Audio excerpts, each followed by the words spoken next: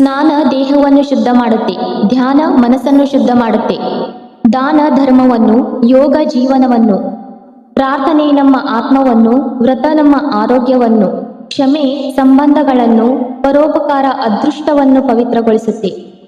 ಅತಿಯಾಗಿ ಯಾರನ್ನು ಹಚ್ಕೋಬೇಡ, ಯಾರಿಂದ ಪ್ರೀತಿಯಾಗಿ ಏನನ್ನು ಬಯಸಬೇಡ. ಹೃದಯದಿಂದ ಸರಿಯಾದ ವ್ಯಕ್ತಿಗೆ ಸರಿಯಾದ ಸಮಯದಲ್ಲಿ ಹಾಗೂ ಸರಿಯಾದ ಸ್ಥಳದಲ್ಲಿ ನಾವು ಏನೇ ನೀಡಿದರೂ ಅದಕ್ಕೆ ಪ್ರತಿಯಾಗಿ ಏನನ್ನು ಬಯಸಬೇಡ. ಆಗ ಮಾತ್ರ ನೀನು ಇನ್ನೊಬ್ಬರಿಗೆ ಕೊಟ್ಟಿದ್ದು ಶುದ್ಧವಾಗಿರುತ್ತೆ. ಯಾರ ಬಗ್ಗೆಯೂ ಅತಿಯಾದ ಪ್ರೀತಿ, ವಿಶ್ವಾಸ, ನಂಬಿಕೆ ಇಡಬೇಡ. ಯಾಕೆ ಗೊತ್ತಾ? ಸ್ನೇಹ ಆಗ್ಲಿ ಪ್ರೀತಿ ಆಗ್ಲಿ ಮಾಡಬೇಕಾಗಿರುವುದು ವ್ಯಕ್ತಿಯ ಜೊತೆಯಲ್ಲ, ವ್ಯಕ್ತಿತ್ವದ ಜೊತೆಗೆ. ಮನಸ್ಸಿನ ಎಲ್ಲ ಆಸೆಗಳನ್ನು ತ್ಯಜಿಸು. ನಿನ್ನನ್ನು ಭಾರ ಅನ್ಕೊಳ್ಳೋ ಜನರ ಮುಂದೆ ನೀನು ಬಲವಂತವಾಗಿ ಬದುಕುವುದಕ್ಕಿಂತ ಅವರಿಂದ ದೂರವಾಗಿ ಅವರಿಗೆ ಒಳ್ಳೆಯದನ್ನು ಹರಿಸುವುದೇ ಒಳ್ಳೆಯದು. ಸ್ನೇಹವೇ ಆಗ್ಲಿ ಸಂಬಂಧಗಳೇ ಆಗ್ಲಿ